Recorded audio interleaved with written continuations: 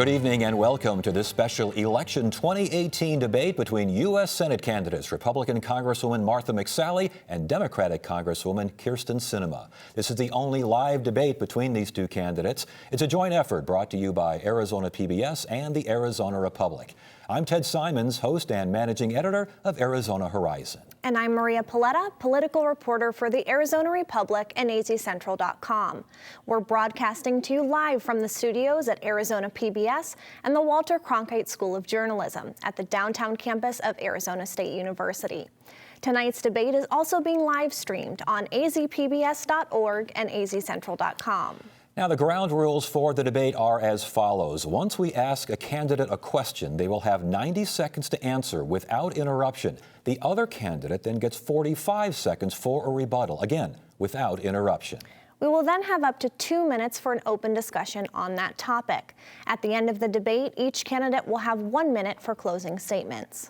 Topics were chosen by journalists from Arizona PBS and the Arizona Republic, which includes azcentral.com. Questions from the public are also included. Let's now meet the candidates. Martha McSally is a Republican and has represented Arizona in Congressional District 2 since 2014. She is a native of Rhode Island and was the first woman to fly in combat in Iraq.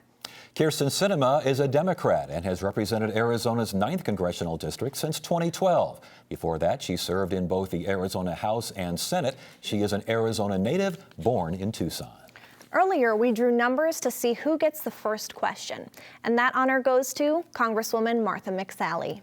Congresswoman McSally, you were once a critic of President Trump. You now are a more vocal supporter of the president. The question is, what changed? Well, nothing changed, and I take issue with your premise. I was representing my district back in 2016. I was fighting for Southern Arizonans, and I was running my own campaign. And I've never endorsed anyone for anything, whether president or dog catcher, and so I just continued with that path.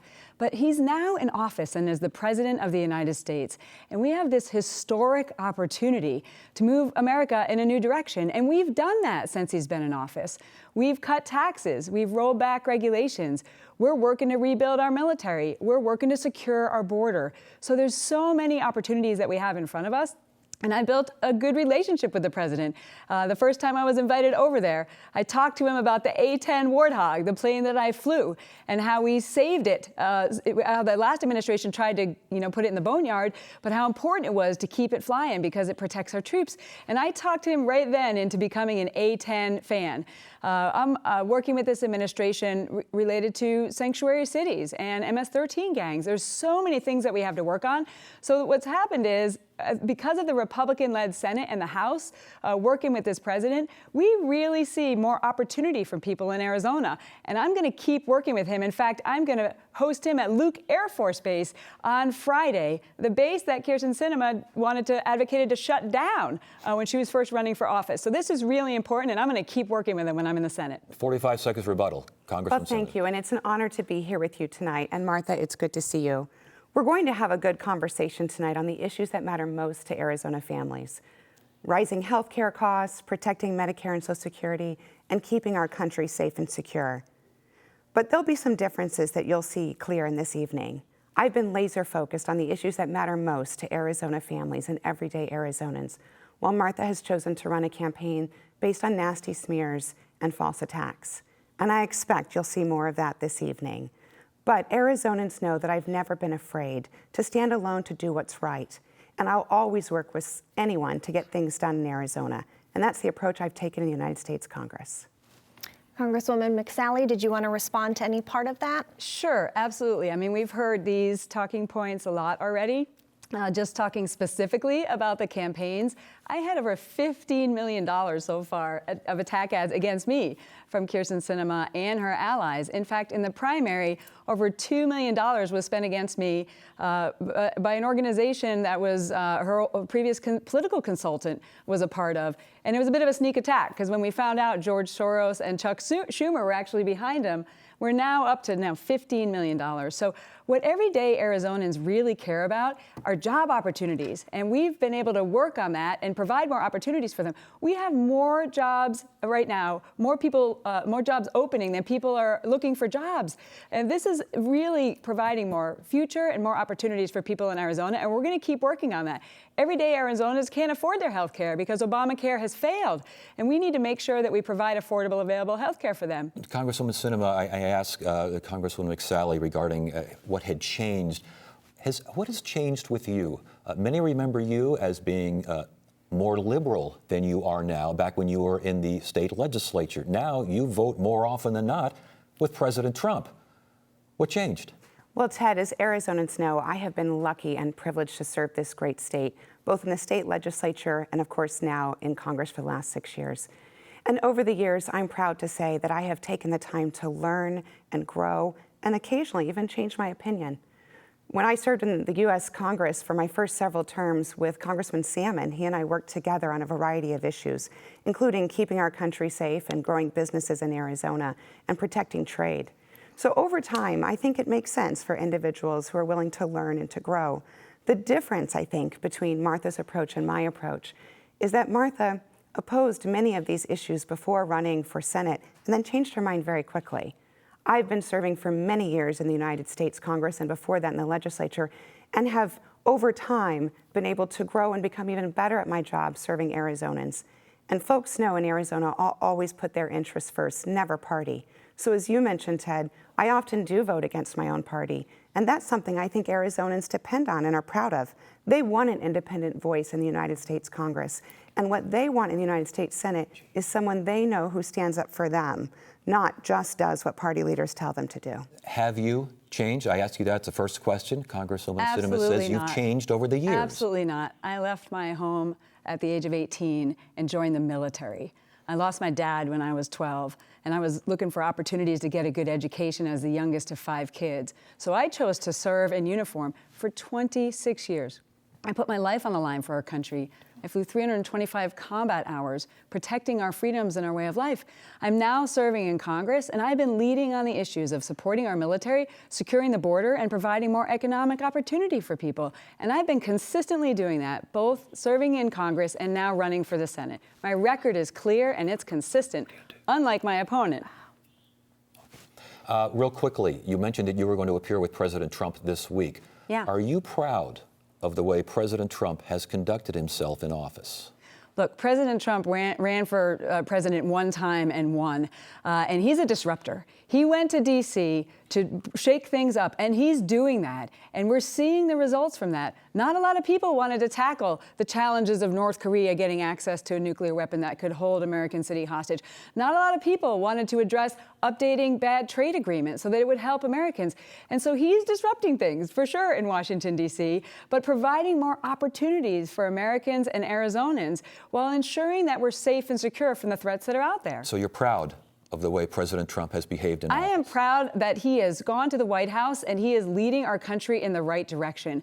I am proud to be working with him to provide more opportunities and to make sure we keep our country safe. He didn't need to be doing this. I've gotten to know him over the last year and a half, and he loves America, and he is fighting for Americans every single day, and I'm going to keep working with him to provide more opportunities for all of us. Ted, I think this is an area where we do have a difference of opinion. I believe Arizonans deserve a senator who just calls the balls and the strikes and doesn't just always agree with their party leaders. And so Martha has a 98% voting record with her party and with her president, which I think demonstrates that she's not willing to do what's right for Arizona if the president's wrong on an issue. And I'll give you an example. Recently, the president instituted very harsh tariffs and has started a trade war. And that is devastating for Arizona's businesses and for our agricultural community. Thanks to these tariffs, right now, cotton bushels are selling for 25% less than they were before, and that damages our cotton industry. In addition, we've seen dairy farms, 5 of which have been sold because of these harmful tariffs. And I've met with business leaders here in Arizona, Blockwise and Tempe, that creates tools for medical device manufacturing, and they're spending 20% more on taxes on aluminum and steel. And perhaps worst of all, in Lumberyard Brewing, which is a family-owned brewery in Flagstaff, thanks to these aluminum tariffs, they're going to have to pay more for cans of beer. That's something I think we should all be able to agree on, that beer shouldn't cost more. And this is an area of difference between us, because Martha has said that the small businesses who will be hurt by these tariffs are collateral damage. But I don't think that the 97% of businesses in our economy, which are small businesses, should ever be considered collateral damage. They're the lifeblood of our economy. So I believe it's our duty to stand up against the president when he's doing something wrong, but join with him when he's doing something right, like working for veterans. So we should be calling the balls and the strikes, not just blindly following what party leaders tell you to do. Congresswoman Mcsalley. Well, let me first say, 97% voting with lowering taxes and rolling back regulations and providing more opportunities for our military to be able to keep us safe. I am proud to be able to do that. Kyrsten Sinema has voted a little over 60%, but here's some key votes that she wasn't with us. I voted to cut your taxes, providing the opportunity for about $2,000 per Arizona family, more money in their pocket instead of going to Washington, D.C. And we're seeing, because of that our economy is on fire right now. I voted for the Farm Bill. She's talking about farmers. She voted against the Farm Bill in a partisan move, because that's what Nancy Pelosi decided to tell them all to do. There's another bill that I hope we get to related to immigration, to secure the border, to end family separation. It was a really important compromise bill that I led on and that President Trump supported. And given the opportunity, Kyrsten Sinema voted no. So 60% with the agenda that is showing more opportunities for everybody is a failing grade in any school. And Arizonans want to be with the agenda that we are working on with President Trump, but we got to keep it going, because the alternative right now is her party. If Chuck Schumer is in charge, it's going to be open borders. It's going to be government-run health care and abolishing ICE and everything that goes with that. So there's a lot at stake with this election right now, and people need to make sure that they know the full records of our background. And I hope we can talk about tariffs later, because I believe in free and fair trade. We will. You touched on several topics we'll get into more in depth later this evening. Moving on to the second question, Congresswoman Sinema. The Senate confirmation hearings for Brett Kavanaugh were extremely charged. If you'd been a sitting senator at the time, how would you have voted and why? You know, Maria, I was incredibly disappointed in the way that the Senate behaved during this confirmation hearing. It was a circus, and it was not befitting the importance of a decision like this. I was disappointed in people in both parties in the United States Senate. I was also disappointed that within hours of President Trump nominating Judge Kavanaugh to the bench, that politicians in both parties tweeted out their fervent opposition or solid support for someone we knew very little about. Martha chose to endorse Judge Kavanaugh right out of the gate. I said I wanted to reserve judgment, because this decision is so important. It's a lifetime appointment, and I believe it's one of the Senate's greatest duties. So I recommended that individuals take time to learn about Judge Kavanaugh's record, to read his decisions, to understand his approach to jurisprudence. Because a candidate who's going to the Supreme Court shouldn't be evaluated on whether or not he or she is conservative or liberal. They should be evaluated based on character and integrity and their approach to deciding the law without bias or favor. I was disappointed in the method that the Senate handled this, and I felt like it really denigrated the work that the Senate should do. As a United States Senator, what I pledge to do is to evaluate each nominee based on his or her qualifications and character and approach to jurisprudence, not based on political leanings. Your rebuttal, Congresswoman Mcsalley. I would have voted yes on now Justice Kavanaugh. He's highly qualified, and he has shown, I think, what we need to be looking at for judges and justices, which is that they're not going to be activists, but they're actually going to interpret the Constitution and the laws that we make in Congress the way that they were intended to. And if you look what happened there and what the Democrats did to Dr. Ford and then to Brett Kavanaugh and his family, it was disgusting. Look, I'm a survivor of sexual abuse myself. She clearly had been through a trauma, and what happened to her by holding her name, which she wanted anonymous, and then not even knowing that they offered to fly out to California, it was disgusting. We have seen the mob rule in Washington, D.C., and in the end, Arizonans wanted a yes vote on Justice Kavanaugh. I can be for survivors as one myself and for Justice Kavanaugh. And my opponent showed that the mob rule and the anti-Kavanaugh, they don't want to have someone like him on the Supreme Court. She would have voted no. That's our 45 seconds for rebuttal. Congresswoman Sinema, you can respond, please. Well, I think that what Martha's mistaking here is the partisan exercise that was engaged in. The reality is that senators should be evaluating each of these nominees based on their approach to judicial decisions, not based on these partisan attacks. So Martha used language just now that was incredibly partisan to describe this process, and so did many sitting senators. But I believe the Senate is better than that. The Senate should not engage in that type of behavior. And it was disappointing to see. If I'm elected as a United States Senator, Arizonans can count on me to evaluate each nominee thoroughly and carefully without political bias. Using the criteria that you just outlined, I know you said earlier you had signaled that you wanted to reserve judgment, wait until you were able to review that record and the other things you mentioned. Now that you have had the time to do that, would you have voted yes or no? I had several concerns with Justice Kavanaugh. First, I was concerned about the partisan nature of some of his comments during his second testimony. And I was also concerned that he appears to have lied under oath with some of the questions that were asked in that testimony. Prior to that, I also had questions that if I were a senator would have wanted to sit down and ask him. For instance, his approach to privacy. Here in Arizona, we take our privacy rights very seriously. And Judge Kavanaugh had, as a circuit court judge, ruled on a number of decisions concerning the privacy of Arizonans. And this is an area where Martha and I have a difference.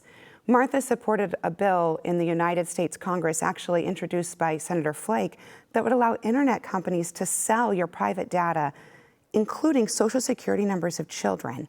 If that were a case to go to a court, I would want to ensure that a justice would protect the Fourth Amendment privacy rights of Americans. We need to get a response to that, but before we do, we still haven't gotten an answer. We've received no answer from you as yet. Ultimately, I would have voted no on Justice no. Kavanaugh, and I did put out a statement saying as such. I was disappointed that the Senate wouldn't release the results of the FBI report. After saying they were going to take the time to do an investigation, they didn't share that with the Arizona public, and we deserve the transparency to see what the results of that investigation were.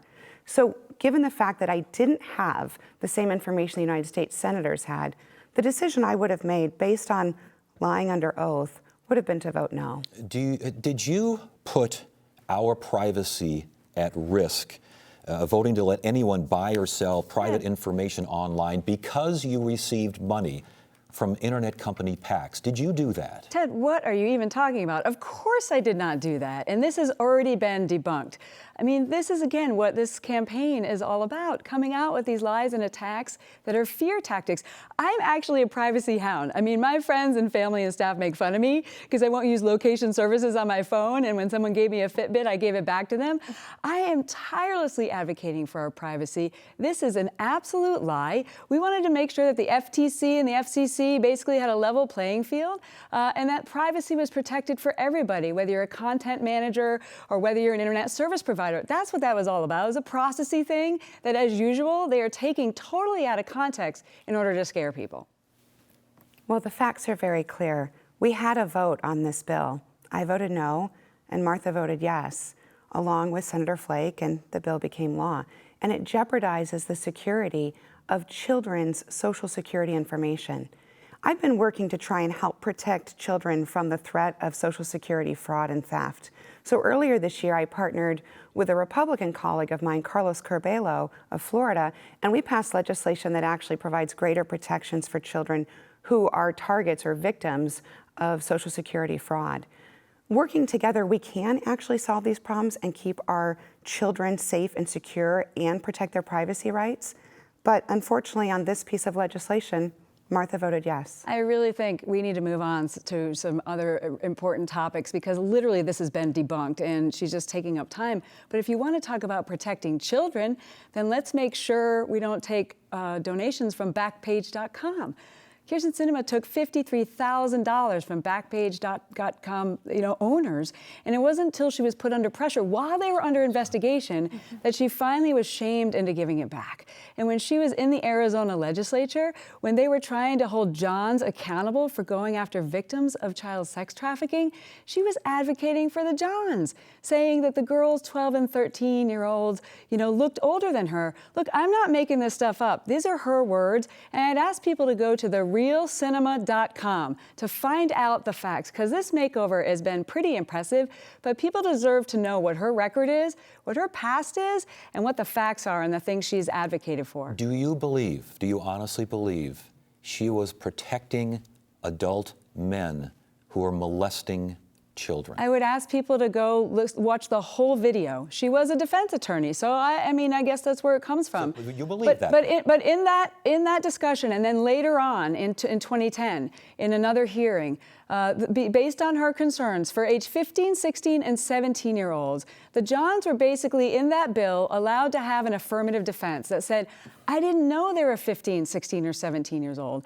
And that's the bill that was changed when she says she voted on it. But in 2010, watch the tape, therealcinema.com. Peggy Bilstein is there tirelessly advocating for children because she's seen the scourge.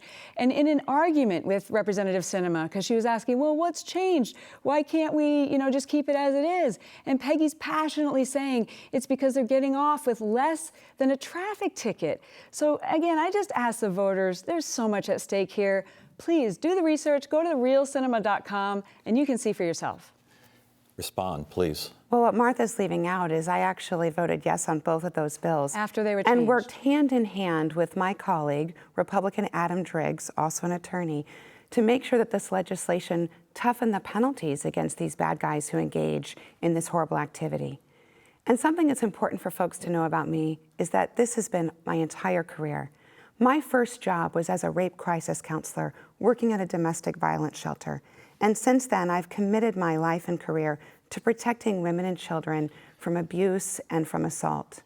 And my record is strong. In 2013, when we passed the Violence Against Women Reauthorization Act to give better tools to law enforcement to crack down on these kinds of heinous crimes, I led that effort. But just last month, when a vote came up to reauthorize this for the long term, Martha voted no to give a long-term reauthorization to the Violence Against Women Act. So I would encourage folks to go take a look at the votes. And as we heard this morning in the Arizona Republic, this is ridiculous. We ask people to just go look at our vote record because it speaks for itself. Yes, it does speak for itself, and that is absolutely a lie. That's like a procedural vote that she's pulled a few out there that has nothing to do with reauthorizing the Violence Against Women Act. So please don't believe that. Going back to Congresswoman Sinema and the original question about Brett Kavanaugh, one of the main sticking points on both sides has been discussion about whether Justice Kavanaugh would support overturning Roe v. Wade. Where do you stand on that issue? I believe important decisions such as that should be made between a woman, her family, and her doctor, free from government interference. And where do you stand on that? I am pro-life, and I have a very strong pro-life record. So you would support overturning Roe v. Wade? I'm focused when it comes to judges on how they interpret the Constitution and how they interpret the laws that we make. It's not a particular litmus test, but I have a very strong pro-life record. So you would support the overturning of Roe v. Wade? I would support appointing justices. I mean, this has nothing to do with what Congress is working on or the Senate. I would support appointing justices that are looking independently at the Constitution and at the laws that we make, and that they will have a good decision-making process based on that. All right. Let's move on to health care. Congresswoman McSally, how much should government be involved in health care, especially when it concerns folks that find it difficult to get health care, specifically those with pre-existing conditions? What is the government's role? Well, thanks, Ted, for the opportunity again to debunk another attack from my opponent. I voted to protect people with pre-existing conditions, to make sure insurance companies were forced to give them health care, had no caps on insurance, and could not cancel it. That is just a flat-out lie. We cannot go back to where we were before Obamacare. where people were one diagnosis away from going bankrupt because they could not get access to health care. And so although it was trying to fix it, Obamacare was the wrong approach. It's $1 trillion in taxes. It's robbing Medicare by $716 billion. It's mandates and penalties that were really intended to go after those who were falling through the cracks, who didn't get health care from their employer or Medicare or Medicaid. It ends up it's about 7% of people, and they're falling through the cracks. They're still falling through the cracks, Ted, because I met an entrepreneur this last week who decided to start her own business, who has pre-existing conditions, but because of Obamacare and because of skyrocketing costs, she has no coverage right now. More people paid a penalty last year than actually bought insurance on the Obamacare exchanges. So we have to address the issue, and we've got to make sure we protect people with pre-existing conditions, but the Obamacare model has failed. We moved forward with an approach that gives people tax credits and gives them options to shop around, more small business support, to have association health plans, more opportunity for people to give to health savings accounts that still can provide affordable, available health insurance for them, which isn't working right now under Obamacare. So we've got to protect it. At the federal level, there should be a part, but it's best managed at the state as well, where there's more options for them to be innovative, because what works in California is not what works in Arizona. Rebuttal, please. Well, I'm so glad we're talking about health care, because it is the #1 issue that I hear from folks, both on the campaign trail as I travel the state and in my office in the United States Congress. Arizonans are very worried that they will lose coverage for those with pre-existing health conditions. Nearly 3 million Arizonans live with pre-existing health conditions. One example is a woman named Leslie. She lives in Scottsdale. She was diagnosed with diabetes when she was in high school, and she's been taking 5 insulin shots a day for 47 years.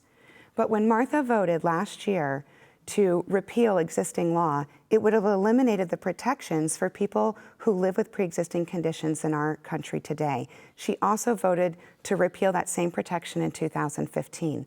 So the reality is that Arizonans are worried about losing access to this critical coverage, and Martha voted to take that protection away. That is just a flat-out lie. Again, these are just classic fear tactics. If you turn on a TV all over the country right now, the Democrats have nothing to run on, and so they're choosing to play with fear. I voted to protect people with pre-existing conditions. And as we were moving forward and nothing was moving through the Senate related to this issue, 14 of 15 counties in Arizona, there was only one choice last year. That is not a choice. And the premiums have gone up over 100% year to year. There's so many people right now with pre-existing conditions that can't get access to health care because the Obamacare model doesn't work. But when things came to a standstill and we were watching these individuals still not able to get access to health insurance, I sat down with my Democrat colleagues in the Problem Solvers Caucus, and we sat down to see if there's any way we can find some common ground to help these people get access to health insurance, and we came up with a plan. There was me and a couple of our Democrat colleagues out there with a whiteboard in my office. We know what we can disagree on, but is there something we can find to help stabilize this market as it was collapsing? And we came up with a plan that 23 Democrats and Republicans, or at least the majority of the group, agreed to. So we showed that we could break through the gridlock, solve the problem, and actually help people get the insurance that they deserve and get the care that they deserve with the conditions that they have in their family. Again, government's place in health care. Well, one thing I think all Americans can agree on is we cannot go back to a time when people couldn't get coverage when they had pre-existing health conditions. So while Martha talks about a working group and part of the Problem Solvers Caucus, which I am a proud member of, the reality is that we took the vote. And during the vote, Martha voted to repeal these protections. And they are the protections that Arizonans count on every day. That same vote also took away protections for people ages 50 to 64 and would have allowed states to begin charging them as much as 5 times more for their coverage. That's just not fair. And finally, that piece of legislation that she voted for would have increased premiums by as much as $1,500 per year per family.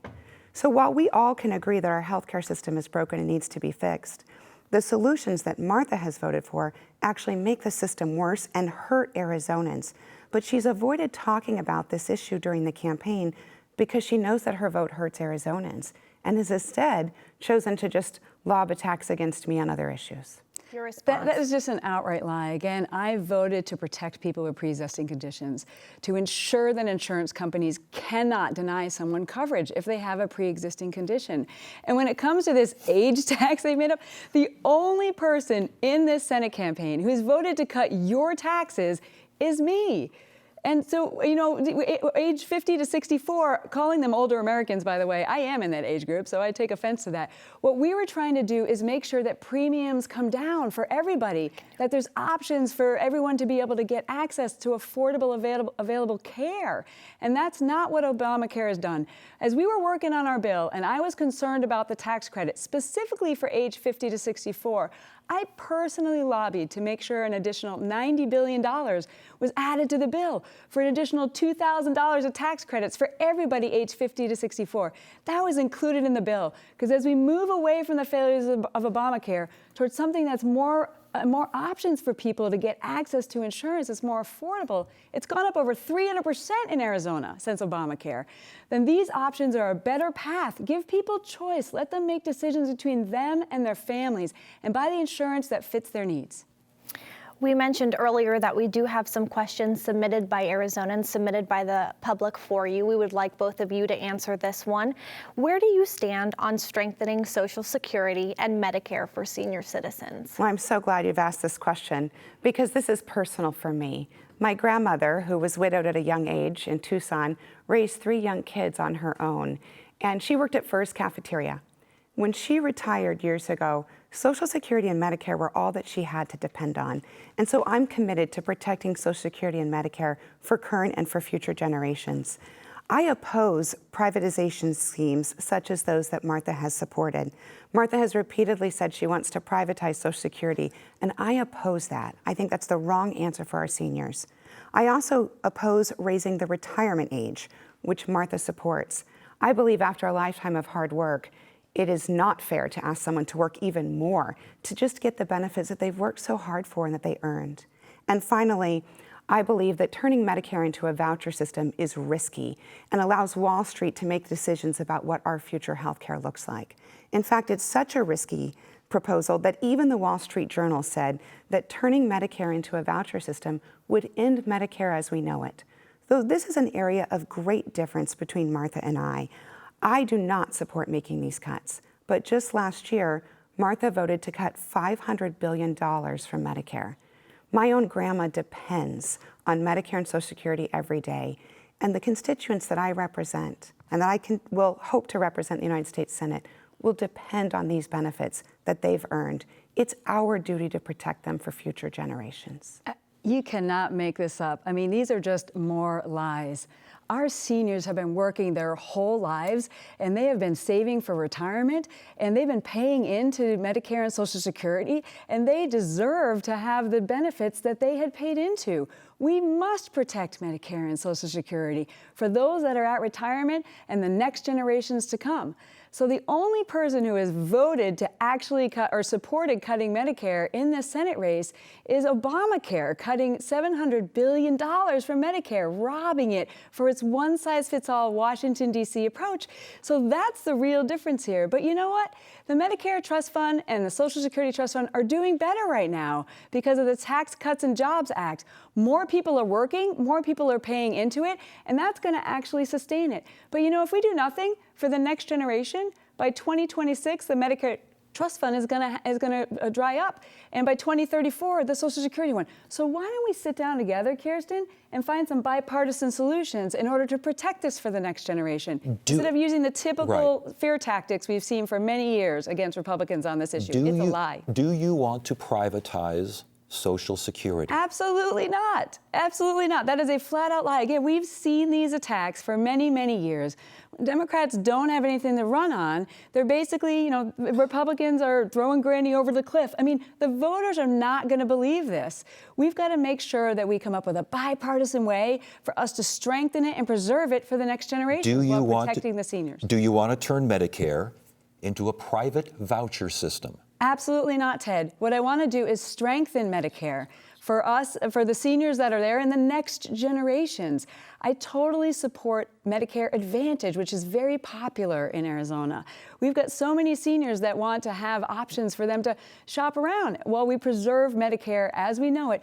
I'll tell you, the only thing that's going to end Medicare as we know it is the agenda of her party. If the Democrats take over in the Senate and the House, they're going to want to push through a government-run health care, which literally will end Medicare as we know it. And some of these votes she's talking about, by the way, the Wall Street Journal in 2011, I was serving overseas at the time. I wasn't even in Congress. You can't make this stuff up. There seems to be a disconnect here. She's saying she does not want to privatize Social Security, and she doesn't want vouchers for Medicare. You buying that? Well, Martha said those things, and I think this is just a pattern that we've seen through this campaign, unfortunately, that Martha has changed her opinions very rapidly when she decided to run for the United States Senate, and has shown that she's willing to do and say anything to get elected. I would just encourage voters to take a look at what she has said. She has offered many times that she supports privatizing Social Security, has said that she wants to raise the retirement age, and has said that she wants to turn Medicare into a voucher system. And then if you actually take a look at the actual votes, she did vote to cut $500 billion from Medicare just last year. So take a look at the vote records. Moving on to our next topic, immigration and border security. I know, Congresswoman Sinema, you've described the proposed border wall as an 18th century solution to a 21st century problem. Would you support allocating funding for a border wall if it included a path to citizenship for Dreamers? I'm so glad you've asked that question, Maria, because we actually voted on an issue similar to this just last year. And I voted for $1.5 billion of border security, which included funding for President Trump's border wall. I'm fine with a physical barrier being part of a total solution, but I believe that simply funding for a border wall is not sufficient, because the dangers we have around border security are too great to simply allow for an 18th century solution to a 21st century problem. And that's why I've introduced legislation called the USA Act. It's a bipartisan bill that would increase funding for smart border technology, increased boots on the ground, drones, night vision cameras, and increased technology so we can actually interdict the dangerous cartels such as Sinaloa and MS-13 who are bringing in drugs, but also smuggling in humans and abusing those folks, sometimes trapping them in drop houses and victimizing them. So we've got to combine our efforts, not just with a physical barrier, but also with smart technology. Our USA Act also provides a path to citizenship for Dreamers, who are young people who came to this country through no fault of their own and deserve a path to citizenship. They've served our country in our military, they've gone to our colleges and schools, and they are American in everything but name. This is a difference between Martha and I. In 2012, when she first ran for Congress, she opposed a path to citizenship for Dreamers. In 2015, she supported it. But then she decided to run for Senate, and now she opposes it again. So we actually don't know where Martha stands on issues of immigration. Well, you know exactly where I stand. I have been leading the effort to secure the border. I represent fifth-generation ranchers in 80 miles of the border that are tired of the cartels that are trafficking through their ranches and into our communities. It's created an opioid crisis that's killing 116 Americans every single day, and the policies of the past have failed. Because of my leadership, I am the Border Security Subcommittee Chair, never given to a freshman before and never anyone from Arizona. And look, the reality is the border ranchers like Jim Chilton and John Ladd and all of them down there on the border, they're endorsing me because they know I'm the one who's gonna lead to keep us safe. The Vice President, or the Border Patrol Council that represents 15,000 Border Patrol agents, they often endorse Democrats. They looked at Kyrsten's record 6 years in Congress and mine at 4, and they decided that they were going to endorse me. These are the agents who every single day are down on the line, putting their lives on the line to keep us safe. So don't listen to the talk. I've been leading on the issue, and she had the opportunity to vote for a bill for $38 billion of border security, ending family separation, moving us towards a merit-based system, and providing a legislative solution on DACA. Kyrsten says she'll work with anybody, but when it came down to it, all the Democrats, including Kyrsten, voted no on this very important compromise bill. President Trump supported it. She was given the opportunity to vote yes, and she voted no. Respond, please. Well, I've bucked my party over the years to do what's right for our border. You know, folks on the East Coast and from far away don't understand the issues of the border like we do. But I was born and raised in Tucson and have been living around the border for most of my life. So this is real for us in Arizona. And that's why when opportunities came to work across the aisle to do what's right for our state, I was willing to buck my party. So I've supported a $10 billion increase for our Customs and Border Patrol agents, a $5 billion increase for ICE agents, and have voted for legislation such as Kate's Law and the Gang Removal Act, which allow us to crack down harder on these bad, dangerous guys who are committing felonies and hurting people in our community. The reality is that this is an issue that I've been working on my entire career. It shouldn't be a partisan issue, and it's not a partisan issue. Only when some people choose to make it partisan, as Martha has done, does this become a fight in the United States Congress. Congresswoman, did you pull your name off the Recognizing America's Children Act earlier this year, which targets dreamers and supports dreamers?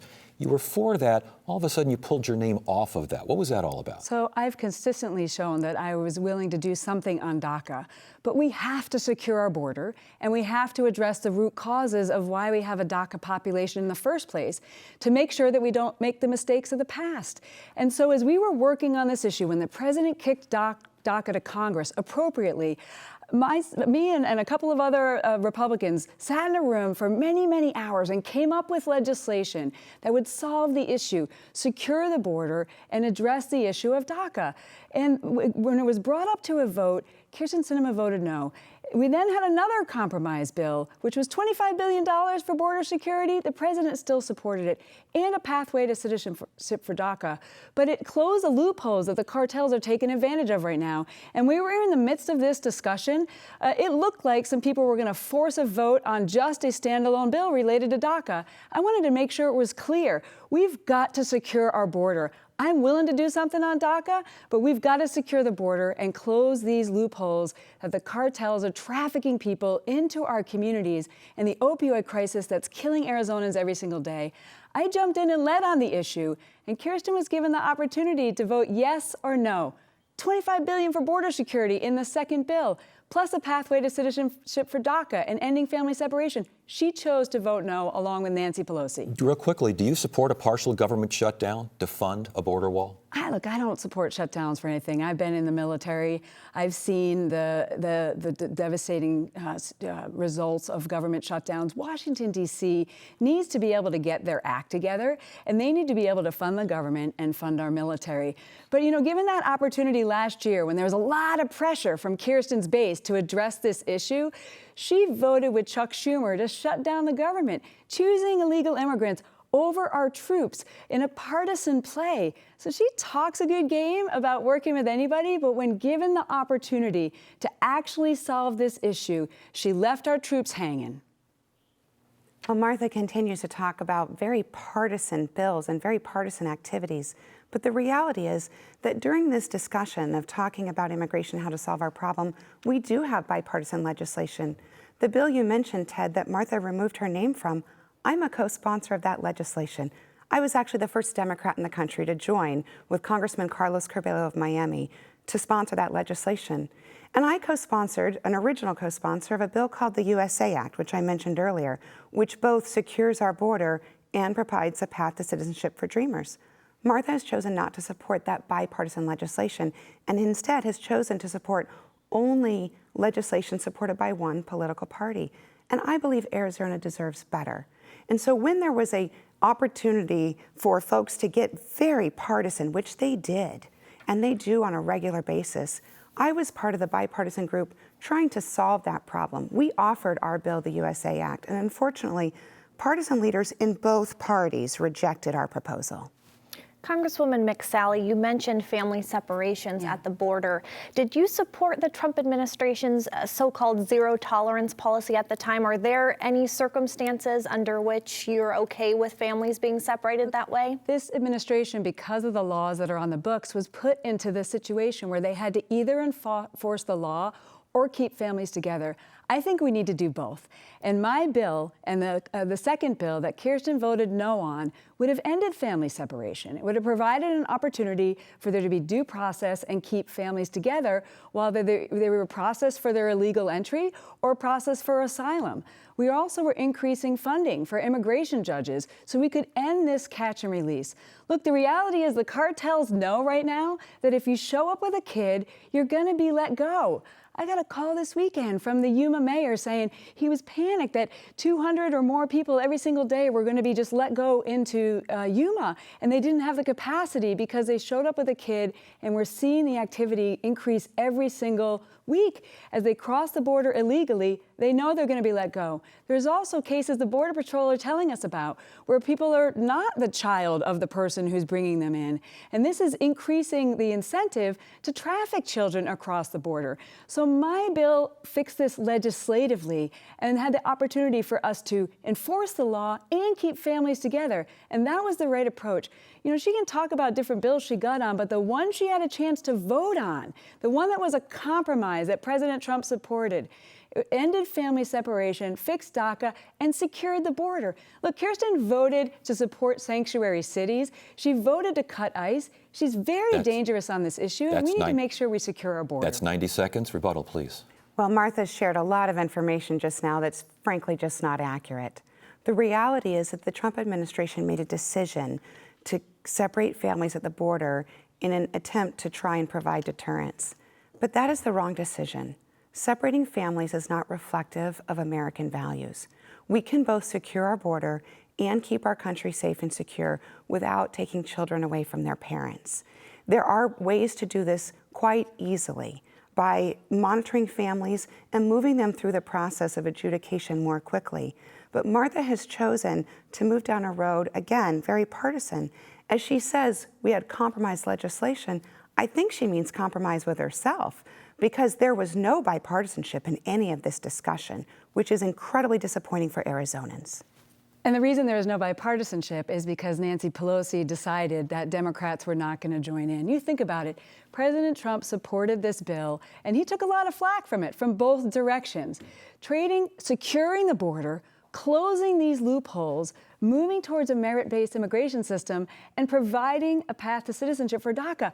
I mean, that is the definition of a compromise on this issue. Look, most Arizonans agree we got to secure the border, end family separation, and address these other issues.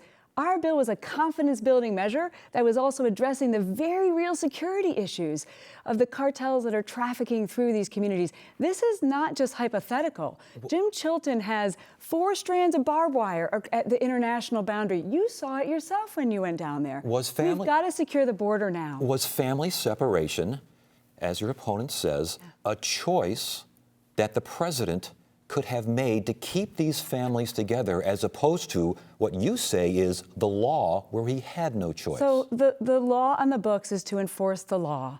And so the administration was put in an untenable situation where you either enforce the law or keep families together. I think we can all agree families shouldn't be separated. But I think we can also agree we need to enforce the law.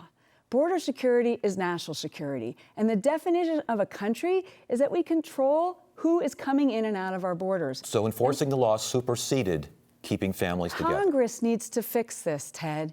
It's our job to fix the law. And so that's what we've been doing, and that's what I've been leading on. And Kyrsten voted no on both these bills that would end family separation. The law is the law. This is a very big difference of opinion between the two of us. Martha has chosen to be an apologist and support anything that her party's lead puts forward, whereas I've been ranked the 3rd most independent member of Congress. I'm also been ranked the 3rd most bipartisan member of Congress. And it's because I'm willing to stand up against my party to do what's right.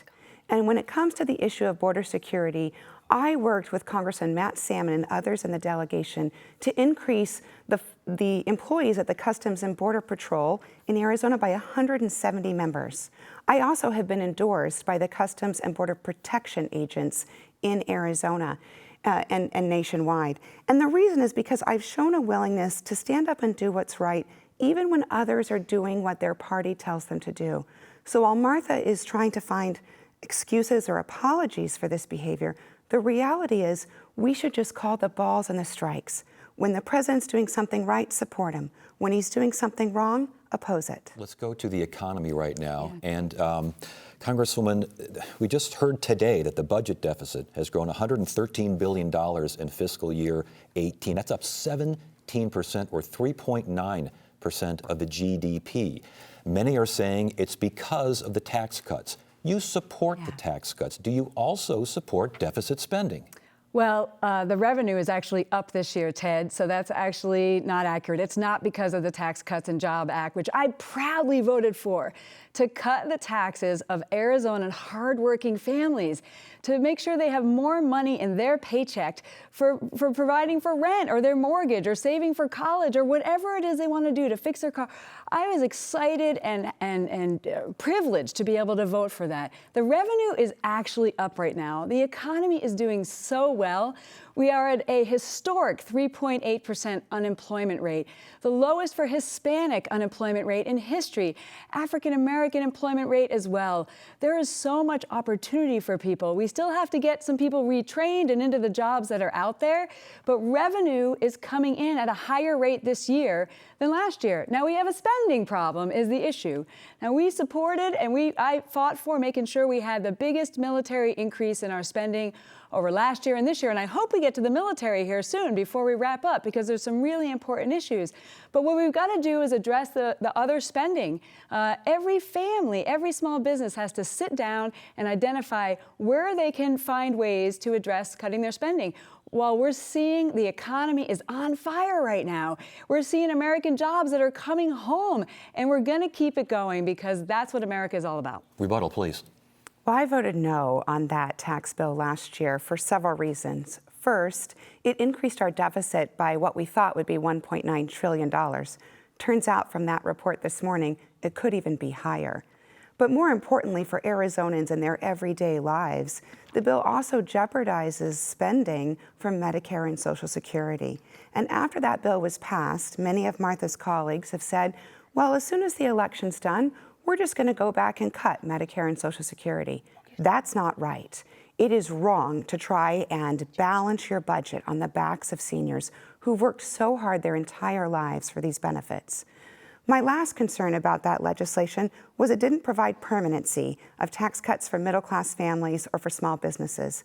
But last month, the House took a vote to increase tax cuts for those communities, and I voted yes, because small businesses and individuals in the middle class deserve a tax cut. Please.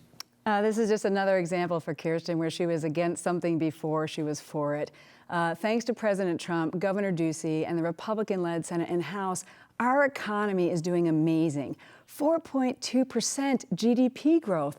Again, every single day, jobs are opening around Arizona. I talk to small business owners who are investing in equipment, investing in training employees, hiring new people. The optimism is like we've never seen before, and we got to keep it going. So this was the right approach for us to cut taxes, roll back regulations, and make it permanent for small businesses, individuals, and for companies. The economy is doing great, and Arizonans feel it every single day. This is what we've been able to do, but there's more to do. Thank you. Moving on to our last question. I know we're running out of time. Congresswoman Sinema, this comes from one of our readers, viewers.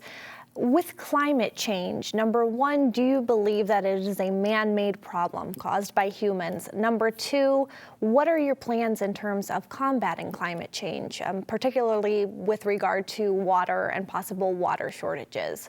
Well, I do believe that climate change is real. And I think it doesn't make a lot of sense for us to spend time debating how we got to the place that we are today. What does make sense is for individuals who have the ability to make a difference moving forward to work together to make that difference. And here in Arizona, water is of grave concern to our state. As a United States Senator, I'll hope to work with Senator Jon Kyl, who's been a leader on the issue of water during his time in the United States Senate. It's our duty to not only preserve our own water supply for the next 100 years, but to partner with states in the region, Colorado, New Mexico, Nevada, and California, to ensure that we have a regional strategy to move forward and protect our state in future years. It's working together, Republicans and Democrats from these states across the region. That's how we'll find the solution to these challenges. But I firmly believe that as Arizonans, as Americans, we have the resources, we have the tools, we have the skills, and we have the knowledge. We can address issues of climate change together and do so without harming our business prospects and without harming what makes Arizona so amazing. You know, folks know this about me, but I'm an outdoor enthusiast. So every morning I get up and I go outside to either run, hike, bike, swim every day. And I want to make sure that we can protect that beauty, why we all love Arizona so much, for our future generations. Tena Maria, I can't believe this is the last question. I mean, we do have to address the issues of climate, and water is so important for Arizona. It's our lifeline. But I worked for Senator John Kyle when I was a legislative fellow as a major, and it's so important that we follow his lead, and he is my mentor to be able to move forward, to address these really important issues. But we have to talk about the military. We have to talk about our veterans. Quickly, please. We haven't had any opportunity. You have it right now. Right, that's what brought me to Arizona, like 500,000 of our veterans, for our national security treasures that are here. I fought for to make sure that the A-10 was preserved, that we fight for Luke Air Force Base. My opponent advocated to shut down Luke Air Force Base. While we were in harm's way, she was protesting our troops in a pink tutu. And I'll tell you what, if these are not disqualifying enough, Kyrsten, what came out last week, CNN reported that in 2003, while she was on the radio, you said it was okay for Americans to join the Taliban to fight against us. You said you had no problem with that. We're running out of time, but we have to let you respond to that. I want to ask right now whether you're going to apologize to the veterans and me for saying it's okay to commit treason. We are running out of time, so we got to get a response. Well, we need a response because she owes us an apology. Please. Well, Martha has chosen to run a campaign like the one you're seeing right now, where she's engaging in ridiculous attacks and smearing my campaign. And she's just trying to cut, and not share the full picture. But the truth is that I've always fought for Arizona, and I have been proud to serve our state in elected office for over 13 years.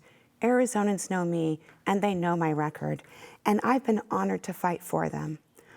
Martha's trying to make this Senate campaign about me, but what we know is that this campaign is about everyday Arizonans, and I'll fight for them. We have to stop it. We have to stop it right there. We got to stop it right there. It's treason. And she also called us crazy here in Arizona. It's the end of the debate. Realcinema.com. It's the end of the day. It's time now for closing statements. And we begin with Congresswoman Kyrsten Sinema. I know firsthand the challenges that everyday Arizonans face. I was born in Tucson, and my family went through some tough times. For a while, we were homeless. But my childhood taught me the importance of working hard and the importance of helping others. I've taken those values with me to Congress, where even in the midst of Washington chaos, I've been able to get stuff done and just solve problems for Arizonans. We passed the largest military raise for our military in a decade, and we blocked a raise for Congress. We've supported our veterans, fought for health care access, defended Medicare and Social Security. And I proudly worked with Senator John McCain to successfully protect $3.5 billion of funding for public education. I've been ranked the third most independent member of Congress because I work across the aisle to get things done. Arizonans deserve a leader in the United States Senate who will be a voice for all Arizonans, and I'd be honored to have your vote. Thank you. For our final closing statement, we turn to Congresswoman Martha McSally. Well, you know me as a fighter, but I want to make sure you know why I fight. I lost my dad when I was 12. I was sexually abused by a coach as a teenager, and these events nearly crushed me. But by the grace of God, I was propelled to a life of service, fighting for and protecting others, especially girls and women. There's a lot at stake in this election. You have a choice. The economy is on fire right now, and we're rebuilding our military. America is back, and Arizona is back. Thanks to President Trump, Governor Ducey, and the Republican House and Senate, there's more opportunity for everyone. So I want to keep fighting in the Senate, and you have a choice. Someone who wore the uniform or someone who protested our troops. Somebody who worked with Senator McCain to save the A-10 or advocated to shut down Luke. I'd ask you to look at both of our records. I believe and I fought for our country because I care about America, Arizona, and you. And I would be honored to have your vote because I believe everybody deserves a chance to succeed and to be kept safe. All right. Thank you both. candidates. Thank you. And that is it. Thank you so much. For Election 2018 debate, this one for the U.S. Senate, brought to you by Arizona PBS and the Arizona Republic. Again, thank you to the candidates for your participation, and thank you for watching. I'm Maria Paletta. And I'm Ted Simons. Thanks again for joining us. You have a great evening.